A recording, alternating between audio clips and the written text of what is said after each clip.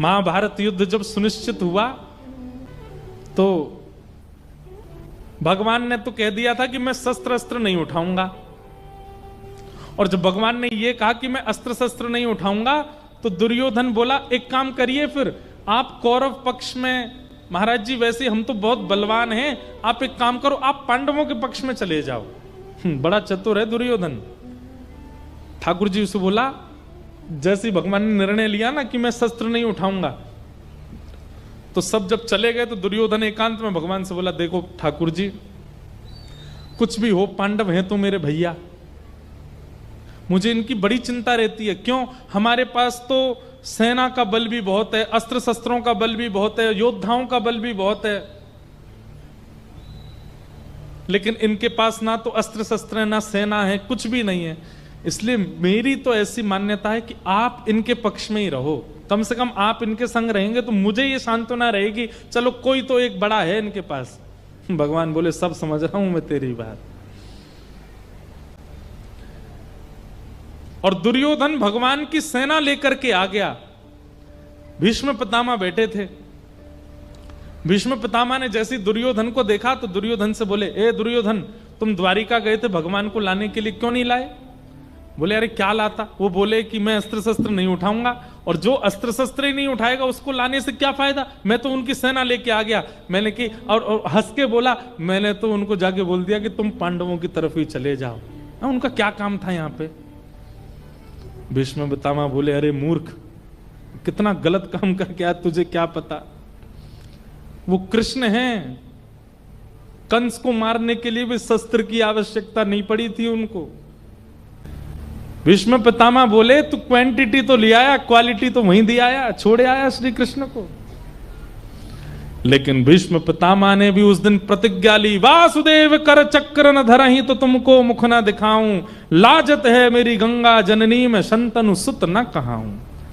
यदि महाभारत युद्ध के बीच में वासुदेव श्री कृष्ण ने शस्त्र नहीं उठाया तो मैं गंगा का बेटा नहीं, मैं शांतनु का पुत्र नहीं। प्रतिज्ञा लेता हूं कि ऐसा युद्ध करूंगा कि कृष्ण को शस्त्र उठाना पड़ेगा। जब ये युद्ध में निर्णय ले लिया भीष्म पितामह ने, और युद्ध 10 दिन का हो गया, और 10 दिन के युद्ध में जब आंकड़े देखे गए तो पांडवों की सेना का तो कुछ ही सैन्य बल खत्म हुआ, लेकिन कौरवों की सेना तो आधी हो गई 10 दिन में। और तब दुर्योधन अपनी भौहें चढ़ा करके भीष्म पितामह के पास जाता है और कहता है, आप जैसे बड़े बुजुर्ग हमारे ऊपर बैठे हैं, फिर भी हम हार रहे हैं। कहीं ऐसा तो नहीं खाते हमारा अन्न है, भला चाहते हैं पांडवों का?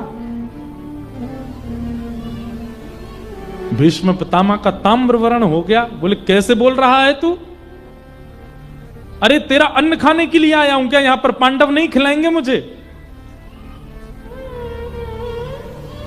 दुर्योधन बोला, तो फिर क्यों हार रहे हैं हम लोग? क्यों हमारी सेना खत्म हो रही है? क्या हमारे पास शस्त्र नहीं है, अस्त्र नहीं है, आप जैसे योद्धा नहीं है, फिर भी हार रहे हैं हम? भीष्म पितामह ने कहा, तुझे मृत्यु का बहुत भय है, जीतने की बहुत भूख लगी है तुझे। एक काम कर, तू भी पीछे रहना, सब लोग पीछे रहना। कल महाभारत युद्ध में सबसे आगे मेरा रथ खड़ा होगा और पूरी सेना का नेतृत्व कल मैं करूंगा। देखता हूं कैसे जीतते हैं ये पांडव। और सुन, एक बात और सुन। बोले, क्या?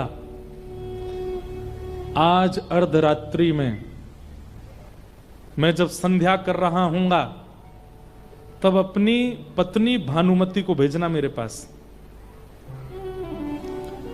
और उससे कहना चुपचाप आए, किसी को लेके ना आए, अकेली अर्धरात्रि में आए, और जैसी मैं संध्या करके निवृत्त हूं, मेरे नेत्र खुलने से पहले वो सामने हो, और मैं उठते ही अपनी संपूर्ण जीवन की संध्या का बल उसको अखंड सौभाग्यवती का आशीर्वाद दे दूंगा। नहीं मरेगा तू, बाण भी लगेंगे तो भी नहीं मरेगा, सुदर्शन चक्र भी अगर तेरा सर धर से अलग करना होगा, भीष्म पितामह के आशीष में इतना बल है, नहीं मरेगा तू। तेरी पत्नी को अखंड सौभाग्यवती का आशीर्वाद दे दूंगा मैं, जा। दुर्योधन बोला, आप तो बुरा मान गए, मैं तो बस कह रहा था कि आप ठंडे मत पड़ो, थोड़े गर्म रहो। चर्चा जो चल रही थी दुर्योधन और भीष्म पितामह के बीच में, पर कान खड़े हो गए भगवान कृष्ण के। बोले अच्छा, आज रात में भानुमति को आशीर्वाद मिलने वाला है। ठाकुर जी भी जानते हैं कि भीष्म पितामह के आशीष के आगे मैं पांडवों के संग खड़े होकर भी नहीं जिता पाऊंगा इनको। अगर पितामह भीष्म ने आज भानुमति को अखंड सौभाग्यवती का आशीर्वाद दिया तो।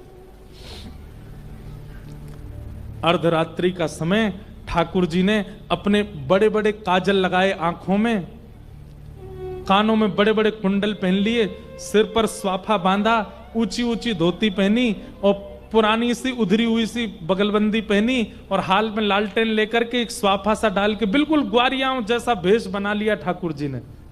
और अर्धरात्रि में गए द्रौपदी के पास। सो रही थी द्रौपदी, उसके सोते हुए के पैर के अंगूठे को खींचा भगवान ने। उठ के खड़ी हो गई, कौन है? ए मैं हूं, चिल्ला मत इधर आ। द्रौपदी से प्रेम देखो ठाकुर जी का। भैया आप इतनी रात को क्यों आए? बोले क्योंकि तू सोती रहेगी तो तेरा भाग्य भी सोता रहेगा, जल्दी चल मेरे साथ।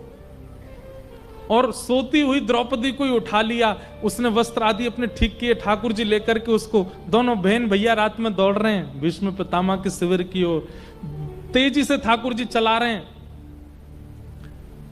द्रौपदी दौड़ नहीं पा रही थी, उसने पैरों में एक जूती सी पहनी हुई थी। ठाकुर जी बोले क्या धीमे धीमे क्यों चल रही है? बोले अरे कन्हैया चलो ना जा रहा, देख मेरे पामन में मैंने जूती पहनी। ठाकुर जी बोले रुक, पाम उठा, और उसकी दोनों जूतियां ठाकुर जी ने अपने हाथ से उतारी और अपने ऐसे बाम में दबा लिए। बोले अब ठीक है, चल हाथ पकड़, जल्दी दौड़। और लेकर के उसको दौड़ रहे,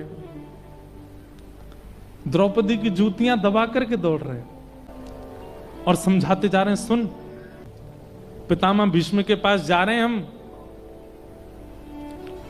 घूंघट कर लियो, मुख मत दिखाइयो अपनो, और चुपचाप भीतर जाइयो। भीतर जाके पितामह भीष्म के चरणन में प्रणाम करके आशीर्वाद लेके चुप बाहर आ जाइयो।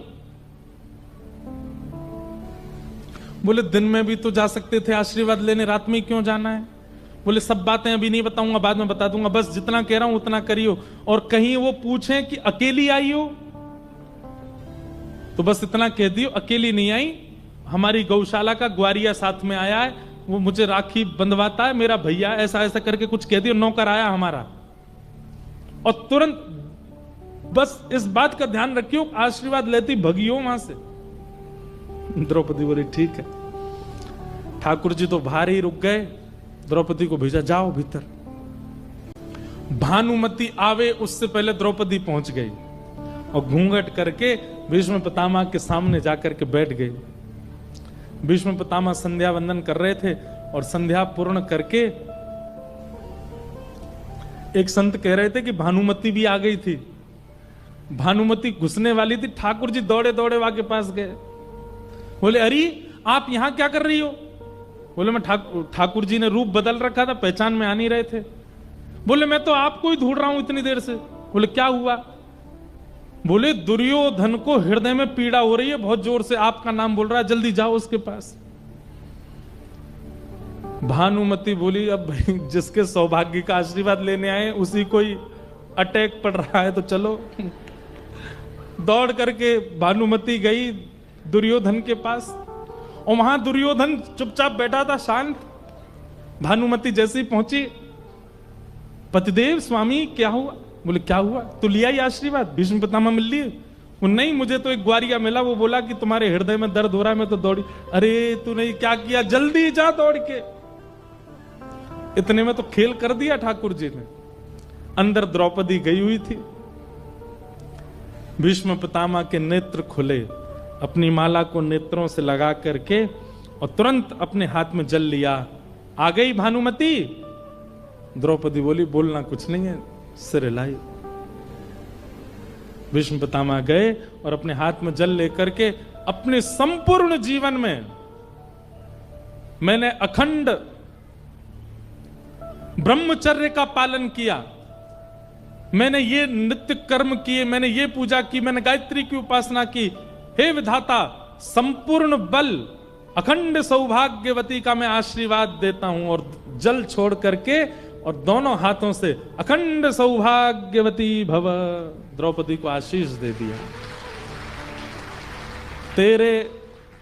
तेरा सुहाग अखंड हो जाए, कोई नहीं मार सकता उसको। जैसे ही द्रौपदी ने सोचा अखंड सौभाग्यवती भव, और आज युद्ध में यही बाण लेके भाग रहे थे अर्जुन के पीछे,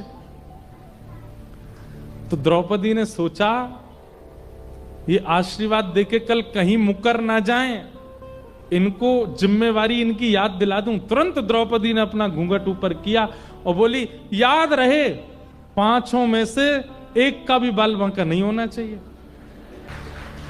और पितामह, अब संपूर्ण महाभारत युद्ध में आपकी जिम्मेवारी है, युद्ध के अंतिम दिन मेरे सुहागों को आप लेके आओगे मेरे पास। आपने आशीष दिया।